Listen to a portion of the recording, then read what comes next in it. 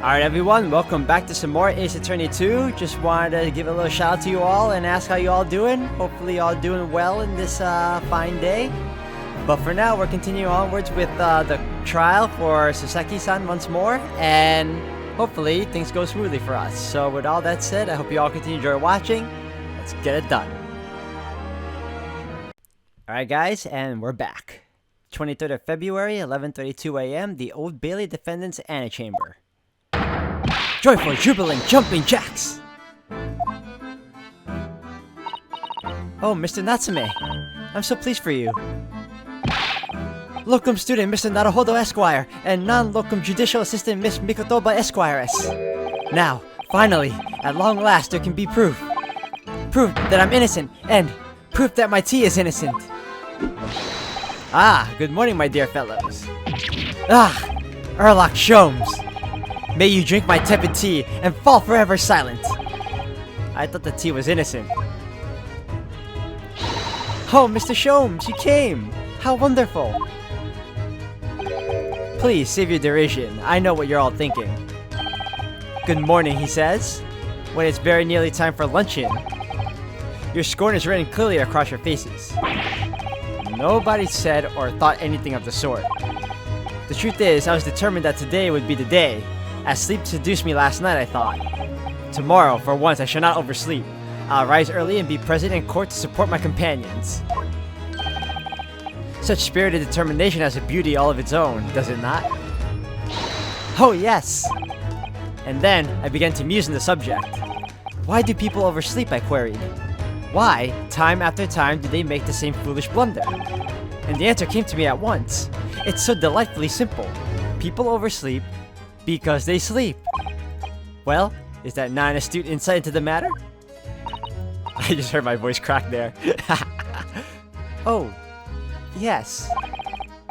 Upon which realization, I attempted an experiment. I didn't sleep a wink all night. And the results. By first light, I was exhausted, and began to be assailed by fits of drowsiness. Shocking. And so, the conclusion of last night's experiment is this. A good night's sleep is quite simply essential. Yes, I think most of us probably knew that already.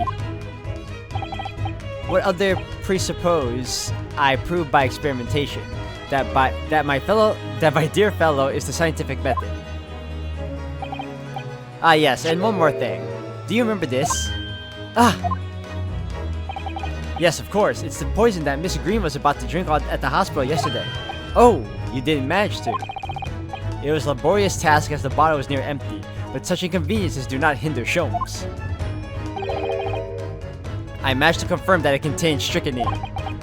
So I was right. Perhaps, though of course such circumstantial evidence doesn't prove Miss Green's guilt. I shall leave the bottle in your care now, but licking the inside of the neck is not recommended. Alright, so we got that to the court record now. Could I have a word? Gregson, how good of you to come. Forget it, excuse me. Wait a minute, Inspector. I, don't wish to make a nuisance of myself. From the look on your face, I'd say it's someone else who you think is making a nuisance of himself. My dear Inspector, please, speak freely. Pretend that I'm not here. Believe me, if I could do that, life would be a whole lot more simpler for me. Do you have the results, Inspector? Of the investigation of Mr. Shamspeare's room? Not yet. Shouldn't be long now, though. No, I'm here about something else. That dead convict, actually. Oh, you mean the man from this newspaper article we discovered yesterday in Mr. Shamspeare's room? A man by the name of... Ah, yes, Selden. I went through the archives at the yard and dug out the fellow's file. There's something in there that... Well, it caught my eye. Something caught your eye? What, Inspector? What? I've copied out the relevant parts for you, so you can read it for yourselves. Thank you. Alright, we got Capital Offender's file. These documents include the details that were in the newspaper cutting we found in Shamspeare's room. I'll rearrange everything in the court record so we don't have duplicate information. Thank you for that, Tsusato. Why are you giving us a copy of this important file, though? Well, you're the ones who turned up the clue in the first place, aren't you? I'm just making sure things get handled in the proper fashion. Oh, Scotland Yard's workings are so wonderful. Indeed, my dear fellows, and the inspector here is a shining diamond in its crown. A shining diamond in the rough, maybe? Look, I just don't want to be beholden to a lawyer, that's all. Counsel for the defense and the defendant. Court proceedings are about to resume. Make your way into the courtroom at once. Well, I shall leave you then. I'll be listening with interest from the public gallery. Not nodding off at all, certainly not. Thank you, Mr. Sholmes. I'm rather tired of seeing Mr. Mustache in floods of tears personally, so the best of luck to you. Locum student, Mr. Naruhodo Esquire! Yes, Mr. Natsume? It's time, isn't it? Yes, this is it. Miss Olive Green and Mr. William Shamspeare. This is going to be the final battle. I won't really have saved Soseki-san until I've exposed the whole truth of everything that's been going on. But it's all coming to a head now. You can do it, Ryunosuke. You have to.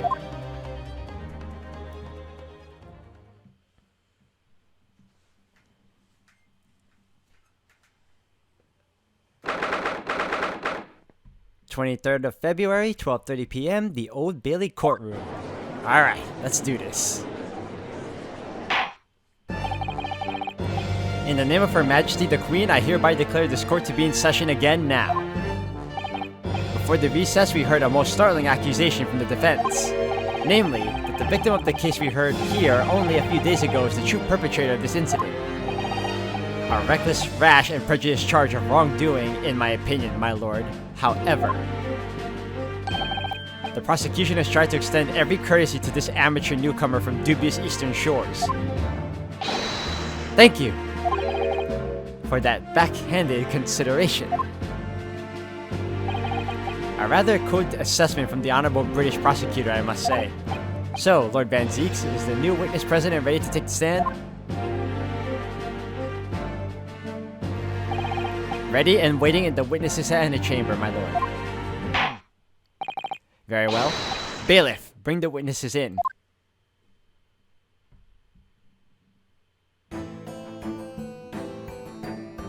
Oh my gosh. Witnesses, state your names and occupations for the court, please.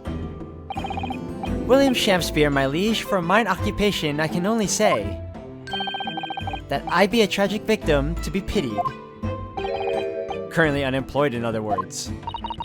I'm Olive Green. I'm a fledgling artist. Well, no. Not a fledgling, really. A hopeless failure who's too weak-spirited to admit she has no talent, I suppose. Oh, wow. Also currently unemployed, in other words. What? A coterie. Mr. Shamspeare? My lord, I am thy humble servant. I'm afraid that you are no longer merely the victim in this affair. The possibility has been raised that you are in fact the assailant intent on taking the life of your fellow lodger.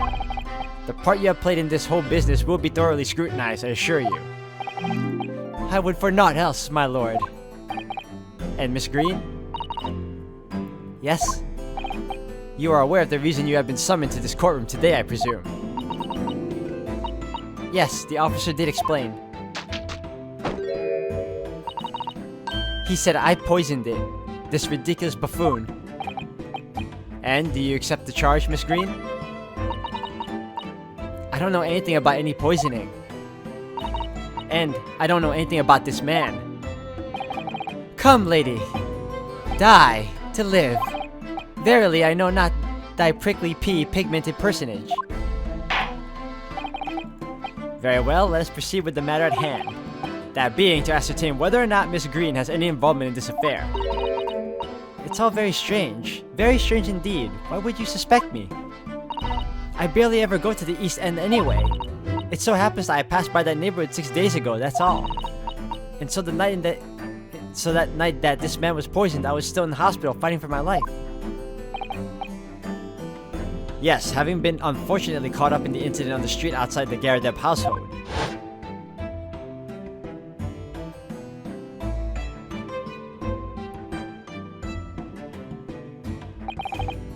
An incident that rendered you unconscious for some 3 days.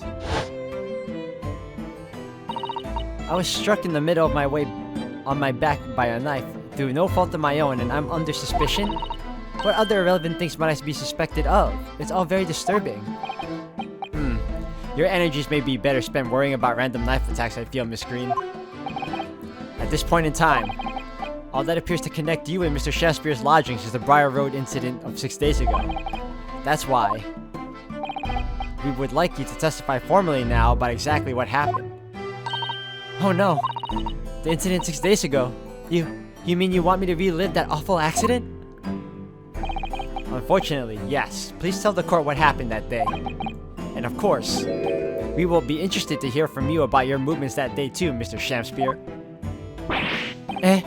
But what happened 6 days ago has nothing to do with me being poisoned. Let us proceed then. The witnesses will present their formal testimony to the court on the subject of the incident that took place on Briar Road the evening of the 17th of February. Alright, witness testimony, let's go! The evening of the 17th.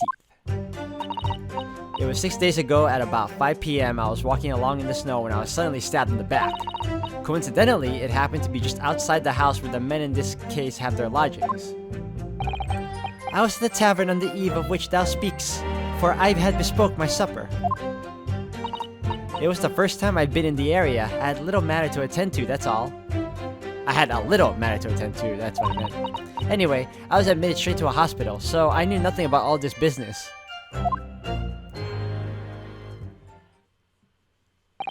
Yes, a second incident inside a week at what I believe to be aptly described as the haunted lodgings.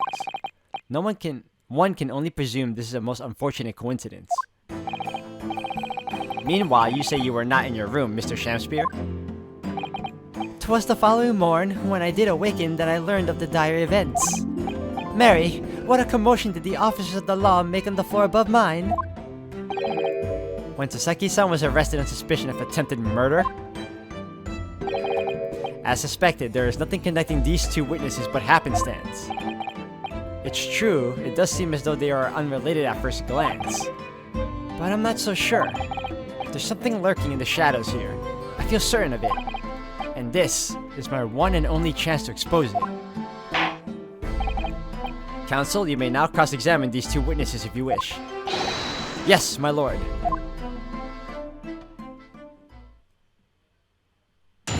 Alright, it's go time. It was 6 days ago at about 5 p.m. I was walking along in the back of the snow when I was suddenly stabbed in the back.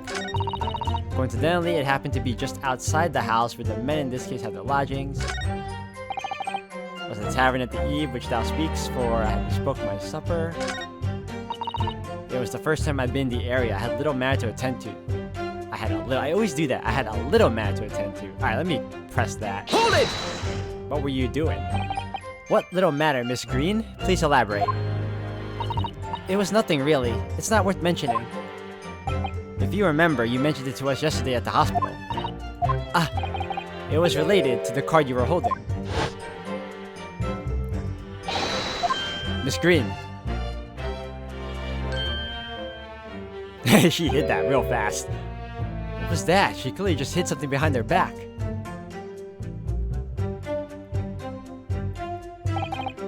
From memory, I believe the card contained a note that read, I have information regarding the death of Duncan Ross. What does that matter? What? This has nothing to do with Duncan. Oh, what was that?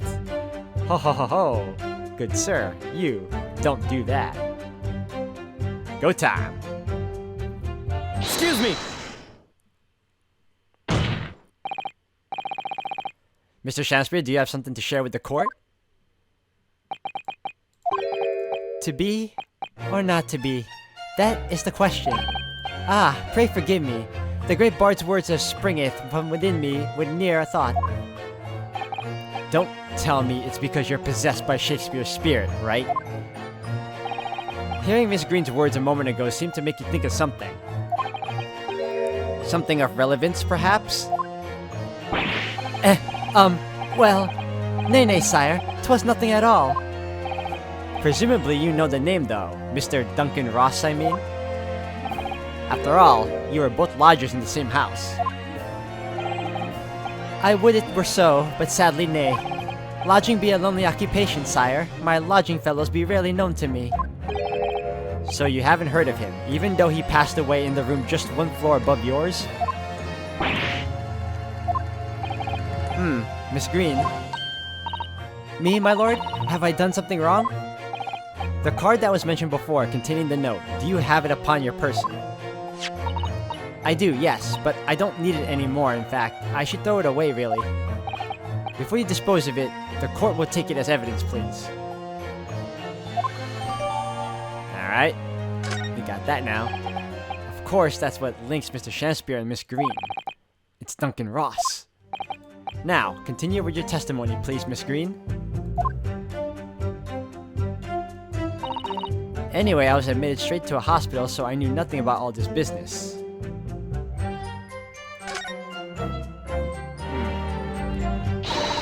Oh, Mr. Naruhodo, you pursued Mr. Shakespeare wonderfully there. It worked out well, hasn't it? We have a new clue at last. Alright, now I need to pull off a really insightful objection somewhere. Well, as you've managed to expose this promising new angle, I wonder if you should perhaps try to develop that. Ah, yes, of course. And yelling out objections isn't necessarily the best way to do that, I suppose. 6 days ago, 5 p.m., I was walking along in the snow when I was suddenly stabbed in the back. Coincidentally, it happened to be just outside the house where the men in this case have their lodgings.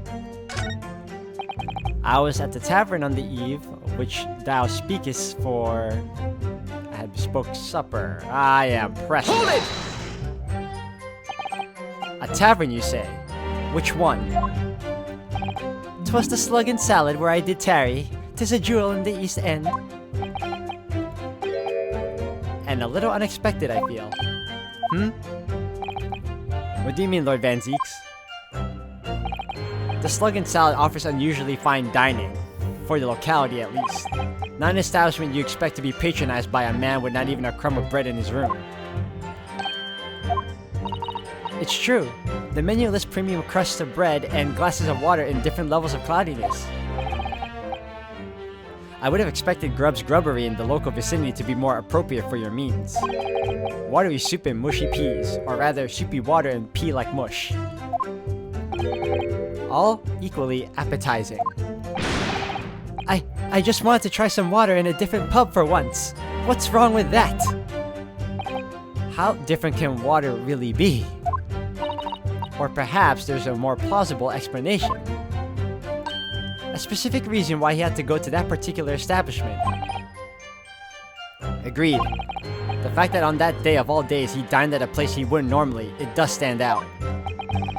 So Mr. Shakespeare's own actions in the day of the incident 6 days ago were slightly suspicious. I wonder if we have some evidence that can explain those actions. We should. Mr. Shakespeare. Yes, sire? On the day in question, is it not the case that you visited the Slug and Salad, a place you don't normally patronize? For a very particular reason? I don't know what you're talking about. Pray, if thou hast some purpose, speakest. Very well, I will present the court with evidence. Evidence that explains why you had to be at the Slug and Salad that day, namely... Maybe it has something to do with the letter. Miss Green's card, I think. The envelope has been ripped open rather carelessly, hasn't it? Miss Green strikes me as the type to open correspondence more neatly than that. Ah! What is it? The way the envelope is torn, I'm almost sure I've seen the exact same shape somewhere else. Oh, you don't mean... Were you thinking of a piece of evidence, Mr. Naruhodo? Exactly, that's it. Try to match them up.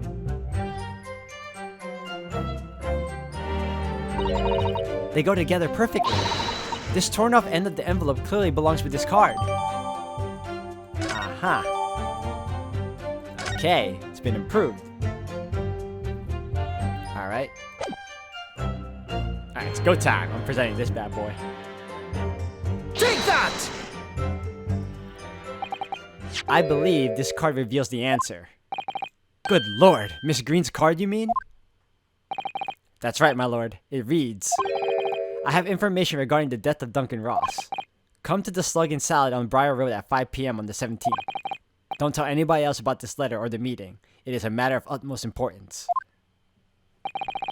Mr. Shakespeare, your actions on the afternoon of Miss Green's stabbing are exactly as described in this note. Personally, I find it hard to believe that's a coincidence. Don't you, Mr. Shakespeare? Well... Excuse me, can I say something? Yes, Miss Green? That card was delivered to me. It doesn't have anything to do with this odd man, does it? Well, you'd think so, yes. But it's hard to believe it's merely... My lord, may I? May you what, Miss Green? I'd like to make something very clear about that card. Very well then, you may amend your testimony.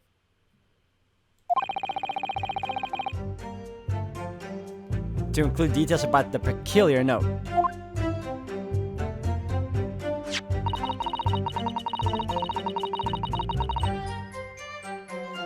This note was delivered to me at my address. It's nothing to do with the odd man next to me here. You know, let me check something. There's one thing I didn't check at the time, or at least didn't observe properly.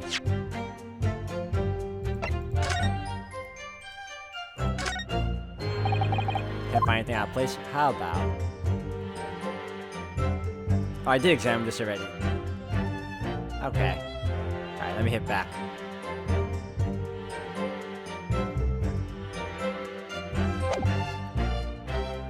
Alright, let me see. And... Objection! The day before the incident, exactly 1 week ago now, this note was delivered to your address. And upon carrying out the instructions in the note, you found yourself in hospital. Yes, I did. It's terrible, everything that's happened to me. Yes, it is terrible. If it's all true, that is. What do you mean? Miss Green, have a look at this, please. It's the torn off end of an envelope. Oh, is it? And it so happens that it fits together perfectly with the envelope of the note you received. What? Where did you find that? In Mr. Shakespeare's room. In my room? Mr. Shakespeare, do you perhaps remember this note from somewhere? Well... Your actions that afternoon followed the instructions in the note to the letter. Come to the Slug and Salad on Briar Road at 5 p.m. on the 17th. And so that's exactly where you went. Let me ask you again, Mr. Shakespeare. You already knew about the note, didn't you? And you, Miss Green. What did I do?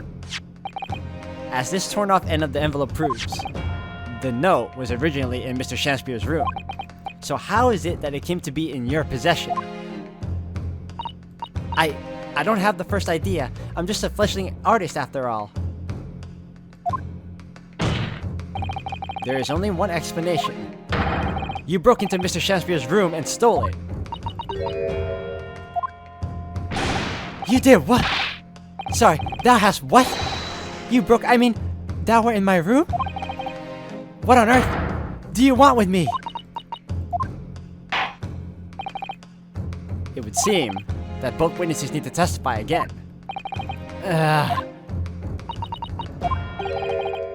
Miss Green. Yes? Wish you have the court's sympathy, I'm sure, for the suffering you have endured in recent events. Anyone found to be giving false testimony in a court of law will be duly punished. Please bear that in mind. Yes, I know. Very well then, witnesses, you will give formal testimony again now. On the subject of this curious anomaly regarding the note Miss Green claims to have received. Here we go. I do remember. I do remember now. 'Twas a week ago. Peradventure, that note was delivered unto me. On the day therein, I did tarry a long hour at the Slug and Salad, yet nobody came. Thereafter, on the evening I shared the company of the Japanese fellow, I did see the note had vanished. I don't know what you mean. You think I snuck into this man's room, do you? Why would I? I can point out the villain here, and as for that torn off piece of the envelope, I don't know anything about it. Wow, I never would have guessed Miss Green would be a thief of some sort, you know? You now claim to have received this letter, do you, Mr. Shakespeare? Faith, 'tis so, my lord, and I would swear to have it set upon the table in my humble lodgings. Yet, 'tis clear to me now that since I returned from the tavern that night, I have not laid eyes upon it. Well, that being the case, young lady, it would appear that your testimony was a lie. Is that what you think? How unfair of you to think I'm the one lying. I beg your pardon? I'm just a fledgling artist, as I said, and a fledgling artist don't lie. That note was delivered to me at my address, besides. We all know who the liar around here is. If that's true, Miss Green, how do you explain the facts? This part of the envelope was... I don't see why she explained. Sorry? I'm a fledgling artist. My job here is just to say what happened, that's all. It's your job to give the explanations and proofs. You, the fledgling lawyer. The fledgling will do his best. Evidently, my learned friend's cross-examination is our only hope of learning the truth. Well, counsel? I'm ready, my lord.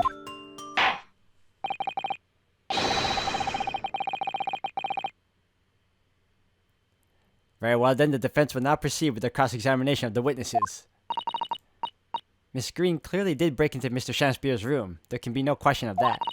And that's how she acquired that note. Yes, the two facts that are starting to lead me to a possible explanation for all this. And it's not a pretty one.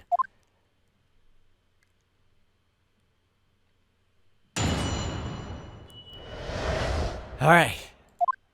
I do remember now, 'twas a week ago, peradventure. I read that's peradventure. Alright. On the day writ therein, he did tarry a long hour at the Slug and Salad, yet nobody came. Thereafter, on the evening I shared the company, Japanese fellow, to see the note had vanished. I don't know what you mean. You think I stuck into this man's room, do you? Why would I? I think I know why. We should have it here. The bottle found in the possession of Miss Green, right here. Objection! Yesterday at the hospital, we saw you with this bottle. And though the contents spilled during the course of our meeting, a small quantity remained. According to the defense independence analysis, Mr. Shum's chemistry set, the liquid that was still in the bottle was identified as strychnine. What? Strychnine? The very same poison that afflicted Mr. Shakespeare? Miss Green, you broke into this man's lodgings for one reason and one reason alone. To cover the end of the pipe that feeds the gas lamp in Mr. Shakespeare's room with poison. Can this be? You broke into my room to... It may seem incredible to the court, but from the remaining clues there is only one logical conclusion that we can reach. The person who attempted to take Mr. Shakespeare's life with poison was you, Miss Olive Green. Oh dear, oh dear, oh dearie, me! I don't know why I did it that way. Me! Order! Order! Counsel, are you seriously suggesting this woman put a poison on the end of the gas pipe with intent to kill? Yes, my lord. I missed that one. Hold on a second. It's important. There's no other way to explain the facts. But if Miss Green did indeed set this odious trap 6 days ago, and the victim had put his mouth to the pipe that very evening as suspected, the attempted murder would have happened 6 days ago surely. Well, that's a very good point. Perhaps not, my lord. I beg your pardon? There was a significant police presence in the area that evening on account of the incident on Briar Road. Local residents were being interviewed throughout the night as a part of an ongoing inquiry. A circumspect criminal would likely have chosen not to carry out any wrongdoings at the time. Lord Van Zeeks? And of course, the following morning, there was more activity at Mr. Shakespeare's address. More activity? Ah, yes! You mean his fellow lodger, Mr. Natsume, being arrested on suspicion of murder? That's right, and as the defense has already proposed, Mr. Shakespeare was meddling with the gas in the pipe for a very sinister reason himself. Alright guys, I'm gonna have to end the video here for today. Thank you all for watching. When we come back, we're gonna finally conclude this trial. I feel like we're nearing the end. So if anything else guys, until the next one.